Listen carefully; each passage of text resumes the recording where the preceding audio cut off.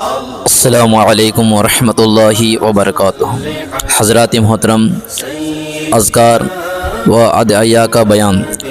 ظاہر ہے کہ تلاوت قرآن مجید سے بڑھ کر کوئی زبانی عبادت نہیں۔ اس کے بعد اگر کوئی ہے تو وہ ذکر الہی ہے کہ اللہ تعالیٰ کا ذکر کیا جائے اور خالص دعاؤں سے اپنے مطالب اس کی جناب میں عرض کیے جائیں۔ لہٰذا بیان کرنا، ذکر اور دعا کی فضیلت اور ان کے آداب و شرائط بیان کیے جاتے ہیں۔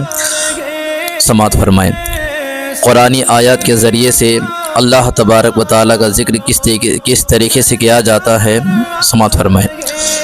اللہ تبارک و تعالیٰ قرآن مقدس میں ارشاد فرماتا ہے، فَاذْكُرُونِی أَذْكُرْكُمْ، ترجمہ کنز ایمان، تم میری یاد کرو میں تمہارا چرچا کروں گا۔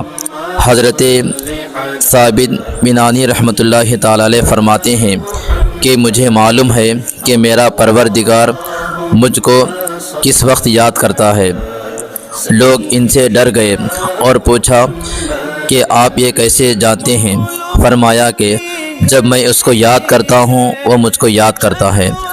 اور فرمایا فَاذْكُرُوا اللَّهَ ذِكْرًا كَثِيرًا، اور پھر فرمایا فَإِذَا قَضَيْتُم مِّنْ عَرَفَاتٍ فَاذْكُرُوا اللَّهَ عِندَ الْمَشْعَرِ الْحَرَامِ وَاذْكُرُوهُ كَمَا هَدَاكُمْ، ترجمہ کنز ایمان۔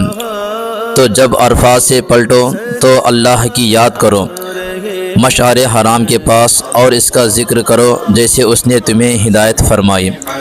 اور اللہ تبارک تعالیٰ دوسرے مقام پہ ارشاد فرماتا ہے، فَإِذَا قَضَيْتُمُ الصَّلَاةَ فَاذْكُرُوا اللَّهَ قِيَامًا وَقُعُودًا وَعَلَىٰ جُنُوبِكُمْ، پھر جب نماز پڑھ چکو تو یاد کرو اللہ کو کھڑے اور بیٹھے اور لیٹے۔ حضرت ابن عباس رضی اللہ تعالیٰ عنہ فرمایا کہ اس سے مراد یہ ہے کہ رات کو اور دن کو خشکی اور تری میں، حضر و سفر میں، دولت مندی اور مفلسی میں، بیماری اور صحت مند میں، باطن اور ظاہر میں، ہر حال میں اللہ تبارک و تعالیٰ کا ذکر کیا کرو۔ حضرت ابن عباس رضی اللہ تعالیٰ عنہ نے فرمایا کہ اس کے یہ دو معنی ہیں، یعنی جتنا تم اللہ تعالیٰ کو یاد کرتے رہو اس سے اللہ تعالیٰ کا تم کو یاد کرنا بہت بڑا اجر ملے گا، اور اللہ تعالیٰ کا ذکر اور تمام عبادتوں سے زیادہ ہے۔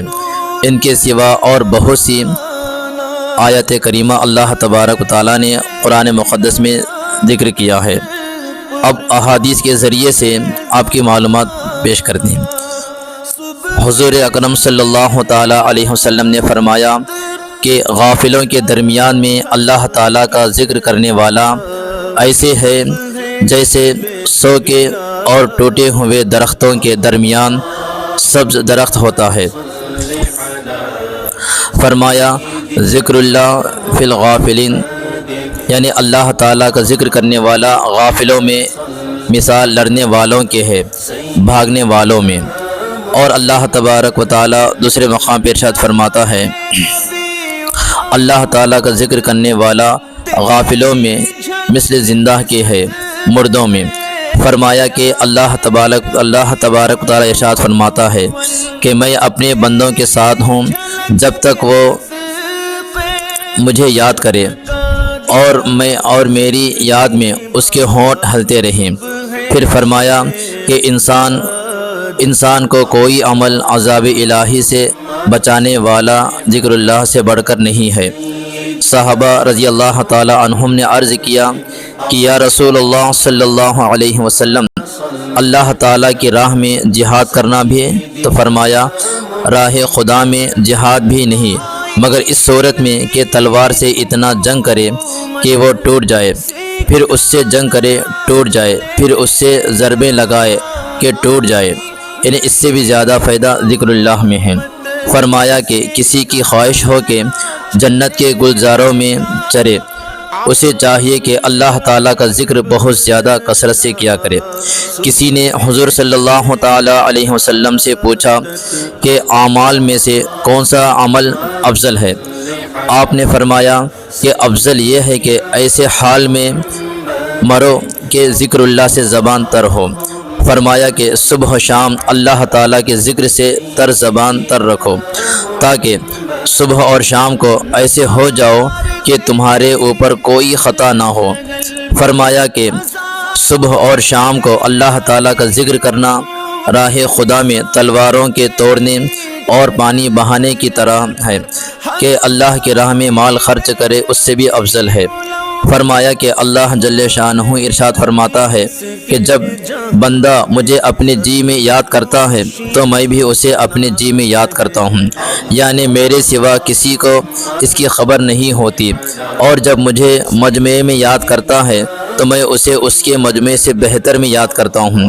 اگر وہ میری طرف ایک بالشت قریب ہوتا ہے تو میں اس سے ایک ہاتھ قریب ہوتا ہوں، اگر وہ مجھ سے ایک ہاتھ قریب ہوتا ہے تو میں اس سے 2 ہاتھ قریب ہوتا ہوں، اگر وہ میری طرف کو آہستہ چلتا ہے تو میں اس کی طرف دوڑتا ہوں، یعنی جلد دعا قبول کرتا ہوں۔